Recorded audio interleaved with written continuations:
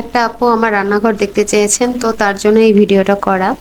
আমার রান্নাঘরটা এখনো ওইভাবে আমি গুছিয়ে পারিনি, তবে যতটুকু আছে আমি ততটুকুই দেখানোর চেষ্টা করছি। এই যে এদিকে আমার রান্না চুলায়, আমার রান্নাঘরটা মোটামুটি সবসময় গোছানো থাকে, কিন্তু আমার ছেলের জন্য আমি খুব একটা পারি না, কারণ সে থাল বাসন এদিক ওদিক করে ফেলে। তো এই যে আমি দেখাচ্ছি আমার কি কি আছে এখানে, সব দেখতে থাকেন। যে এটা আমার ফিল্টার, উপরে আছে টুকিটাকি মশলাপাতি রেখেছি এরকম। আর এই যে হচ্ছে আমার ফেভারিট কর্নার, এই যে এইটা হচ্ছে আমার ফেভারিট কর্নার।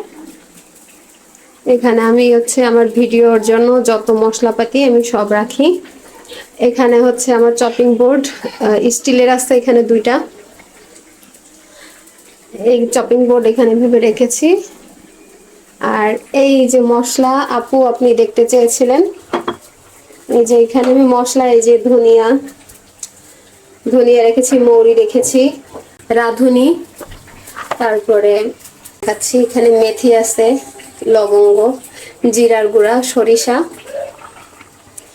এখানে ধনিয়ার গুঁড়া, এখানে আছে সাদা গোলমরিচ, আর আছে চিলি ফ্লেক্স, এখানে অরিগানো আছে, এখানে আছে এটা হচ্ছে কাশ্মীরি লাল মরিচের গুঁড়া।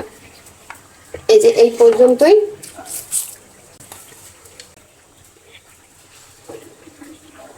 আমার রান্না শেষ হয়ে গেলে আমি এইভাবেই সাজিয়ে রেখে দিই। এই যে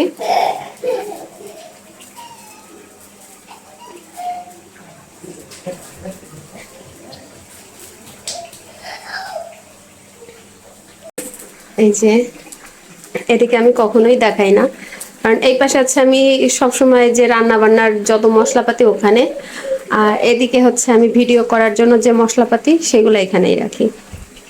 এই যে আমার রান্নাঘর, আমি ঘুরে ঘুরে দেখিয়ে দিচ্ছি। এই যে আমার রান্না চলছে, এই হচ্ছে আমার রান্নাঘর। আর উপরে হচ্ছে আমি টুকিটাকি মশলা রাখি। আমার ছেলে ওদিকে চিল্লাপাল্লা করছে, ওর জন্য ওইখানে আলু পেঁয়াজ কোনো কিছুই রাখতে পারি না, সব এলোমেলো করে ফেলে।